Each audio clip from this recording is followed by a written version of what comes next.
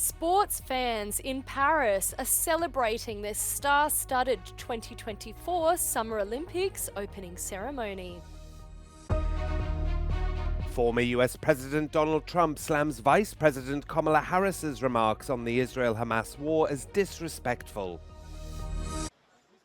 The 2024 Summer Olympics kicked off in Paris with a bang, with a star-studded opening ceremony featuring glitter, musical performances and rain. Many on the streets of the French capital are ready to watch 19 days of competition and say not even the weather will dampen their spirits. Ah ouais, j'en ai pleuré, donc vraiment.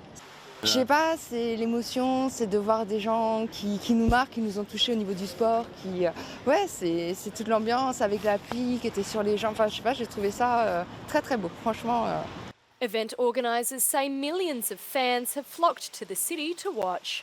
Kind of a dream, you know, bucket list for me and my daughter. We've been watching the Tour de France since she was a little girl, and so finally we got here. We actually had this trip planned for the Tour de France in 2020 during COVID, and then COVID kind of canceled it. But so this is our redo, and we added the Olympics to it, so an extra bonus. Roughly 10,500 athletes will compete in almost 330 Olympic events, including new categories such as breakdancing and surfing.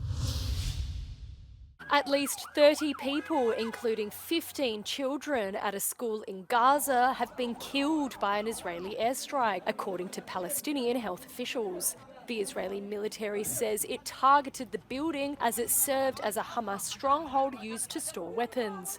Thousands of displaced people in Gaza were sheltering at the school, which also contained a medical site, according to civil defence workers.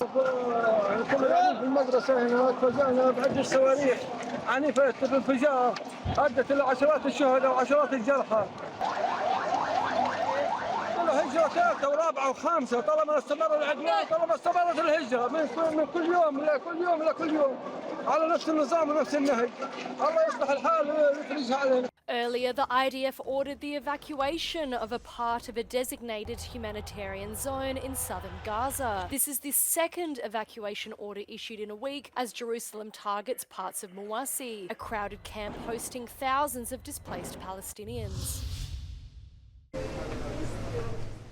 Former US President Donald Trump has slammed Vice President Kamala Harris's remarks on the Israel-Hamas war as disrespectful.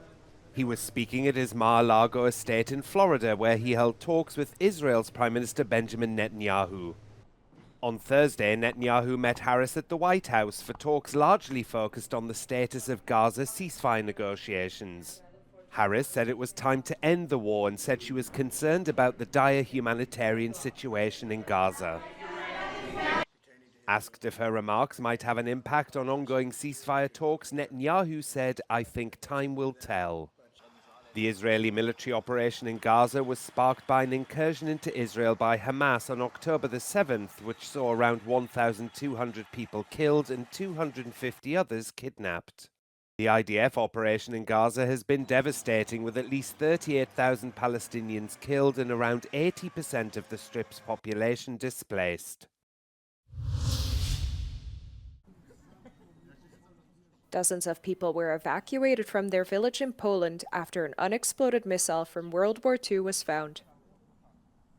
The Katyusha missile was located in a field near the village of Klobovo, where heavy fighting took place in March of 1945. The explosive device is known for its large field of fire, and military officials set a safety zone of 1,500 meters. A local police officer said a section of the S3 Express Road, located near Klobovo, was closed off and around 80 residents were evacuated from the village.